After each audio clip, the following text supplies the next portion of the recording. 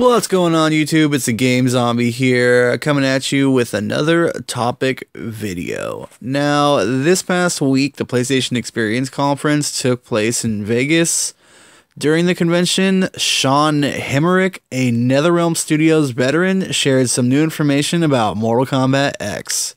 During the interview, he stated that Quan Chi will in fact play a huge role in the new storyline, and the fact that he is a necromancer and can bring characters back from the dead should not be overlooked.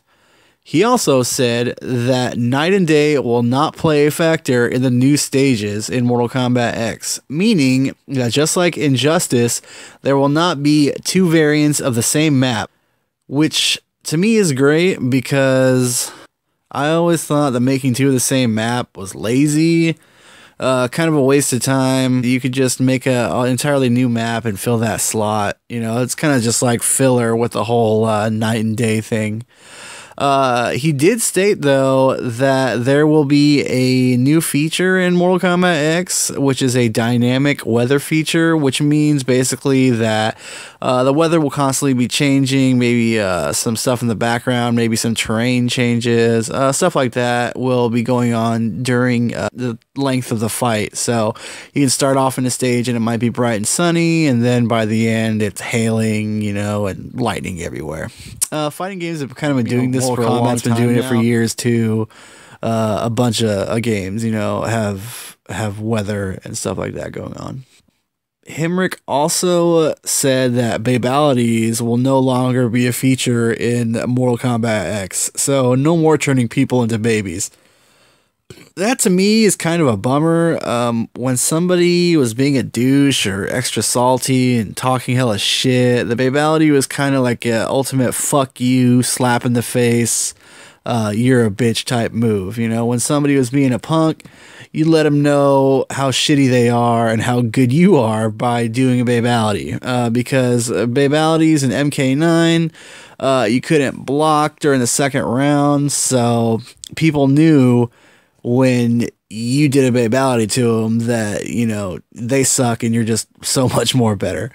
Hopefully they incorporate some friendships or some animalities or something that is a little more difficult to do than just a standard fatality. But, you know, we'll see.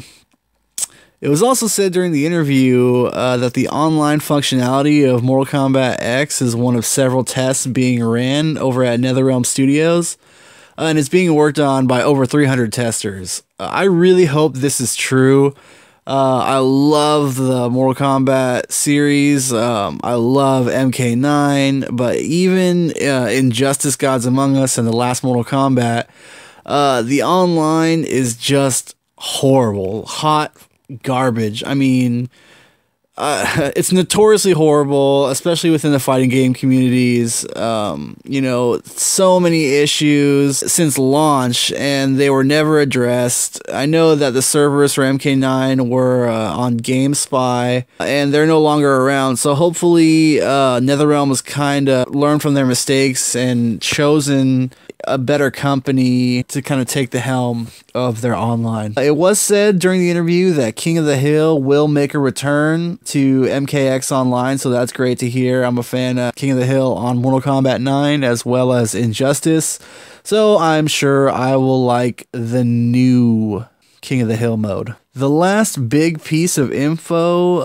that was revealed is that the character select screen is not final. So if you're like me, one of those people that was disappointed when they saw the silhouettes for the roster and kind of having less characters than MK9, even though they have their variations, especially compared to games like Armageddon, where it's every single, you know, Mortal Kombat character ever created or thought of or talked about, you know, especially on the current gen or next gen consoles. You just, everything needs to, you know, you assume everything's going to be bigger and better. And when you see something that's kind of taking a step backwards as far as content, it's kind of disappointing.